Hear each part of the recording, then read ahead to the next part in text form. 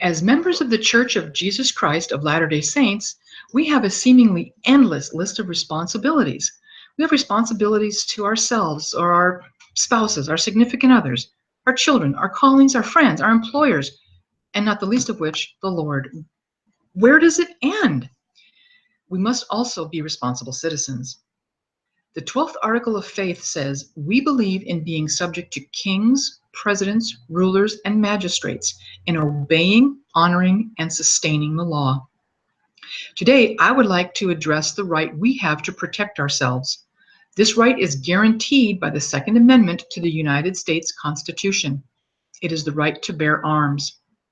From a book published by Barnes & Noble entitled The Constitution of the United States of America and Selected Writings from the Founding Fathers, it reads, "A well-regulated militia being necessary to the security of a free state, the right of the people to keep and bear arms shall not be infringed."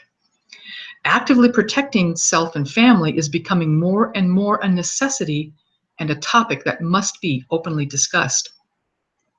Most of us remember where we were or what we were doing the day we heard about a place called Columbine, Colorado, or Sandy Hook Elementary School in Newtown, Connecticut. There have been headlines made in cities such as Charleston, Houston, Atlanta, and Los Angeles. All of these incidents include shooters causing widespread panic, injury, and death. Where do you stand on this issue? Here are some things to think about. With the aforementioned incidents and others like it making near daily headlines, there's been a lot of discussion by national leaders just how to correct the problem. Some are in favor of limiting the general population access to weapons and ammunition. Others are in favor of broadening that access.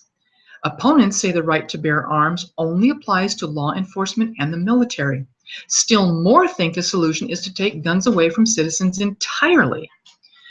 That's all fine and good, but how do they plan on taking the guns away from the criminals illegally getting and using the guns to commit the crimes? Ironically, Chicago is a city with the distinction of having the most gun-related crimes. It also is the city with the strictest gun control laws. I'm not convinced the criminals committing these crimes are concerned about the legalities of gun ownership. Taking guns away from those entitled to have them does not solve the problem. I'm in favor of upholding and obeying the laws of our land.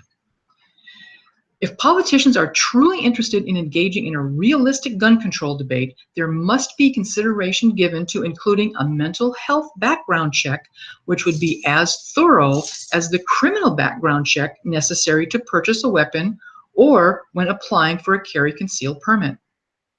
Relative to the incidents that make the mass shootings that have riveted this country of late, the mental health of the shooter has been brought into question and later determined they heard voices or felt an obligation to right what they decided was a societal wrong. Conversely, there are instances where a local shopkeeper or a homeowner have used deadly force in the face of a life-threatening situation. During the course of the investigation, the police have determined that the force was justified and the firearm used was legally purchased and registered. Consequently, no charges were filed against the gun owner. Whether or not to own a gun is undoubtedly one of the biggest responsibilities we as Americans voluntarily accept.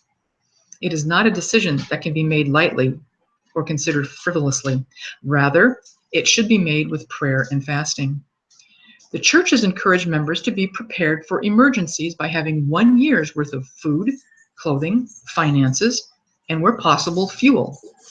By extension, shouldn't this include being able to protect ourselves and our family?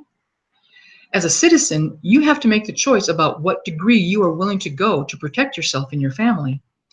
When the decision is made to own a handgun, it is critical to purchase it legally. Check into your state's laws and civil codes. You can purchase a gun from a reputable dealer or a private party. In either event, you must go about the purchase or the transfer legally. In California, where I live, there is a mandatory 10-day waiting period. This allows local law enforcement authorities to do a thorough background check. Another decision is whether or not to obtain a carry concealed weapons permit that entitles you to carry the weapon on you in public as long as it's fully concealed under your clothing. Carrying it in a purse, briefcase, or backpack could pose a problem if it's stolen. As stated before, this should be a matter of fasting and prayer with full knowledge of the local carry conceal laws in your state. Information gathered in recent years suggests a correlation between private gun ownership and a decrease in crime. According to the Crime Prevention Research Center from July 2016, carry concealed permits have increased 215% since 2007.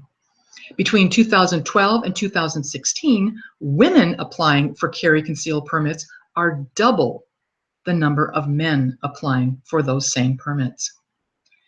The murder rate has dropped from 5.6 killings per 100,000 people to 4.2 killings per 100,000 people, or approximately 25%. Liberty Firearms Training, in a blog from May 2013, indicates that criminals now fear being shot by private citizens more than they fear being shot by local police. You, however, do not have to be afraid. A good place to start is a local gun range. Arrange for lessons with someone knowledgeable about guns and ask questions. Ask lots of questions. Learn how the gun works and how to use it. Just having it will not protect you.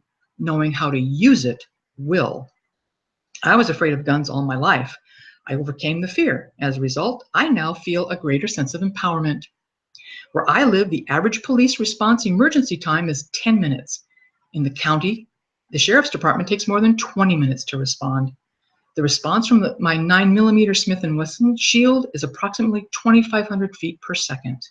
I overcame my fear of guns in favor of learning how to protect myself and my family. How to protect your family is ultimately your decision. If you're not going to do it, though, who will?